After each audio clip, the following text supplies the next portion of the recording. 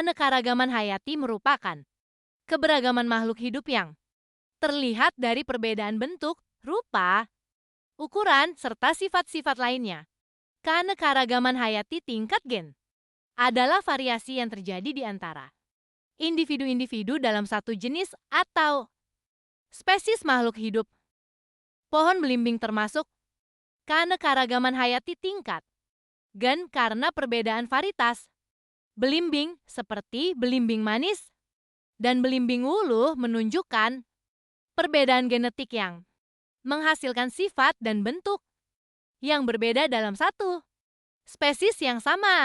Pohon mangga mangifera indica dan varietas-varietasnya seperti aru manis, mana lagi, dan golek adalah contoh keanekaragaman hayati tingkat gen karena menunjukkan variasi dalam satu jenis makhluk hidup spesies yang menyebabkan perbedaan penampakan dan sifatnya.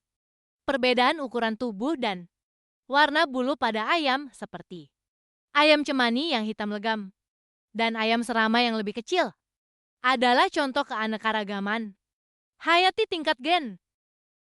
Keanekaragaman hayati tingkat spesies adalah variasi berbagai jenis makhluk hidup spesies yang ada di suatu ekosistem atau lingkungan tertentu.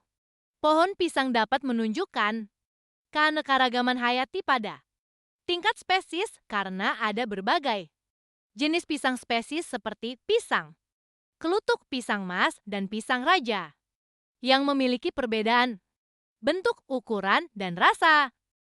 Lidah mertua genus Sansevieria termasuk dalam keanekaragaman hayati tingkat spesies karena merupakan satu jenis tumbuhan dengan variasi genus yang mencakup spesies berbeda seperti Sansevieria trifasciata dan Sansevieria cylindrica.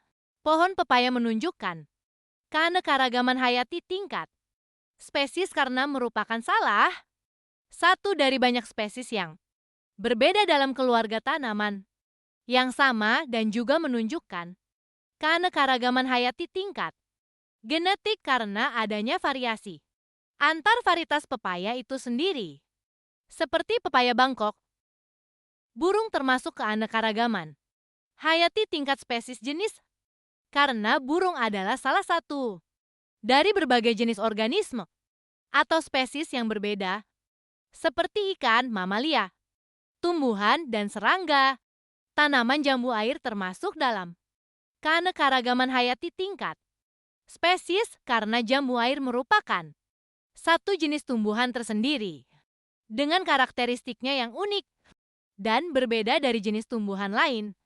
Dalam famili Myrtaceae, tanaman singkong adalah satu spesies Manihot esculenta dan keberadaannya di suatu ekosistem merupakan bentuk dari keanekaragaman hayati pada tingkat spesies. Keanekaragaman hayati tingkat ekosistem adalah keragaman berbagai jenis ekosistem di suatu wilayah atau di seluruh bumi. Sawah termasuk dalam keanekaragaman hayati tingkat ekosistem ini karena sawah merupakan suatu sistem yang terdiri dari berbagai komponen biotik seperti padi, ikan, serangga, burung, dll.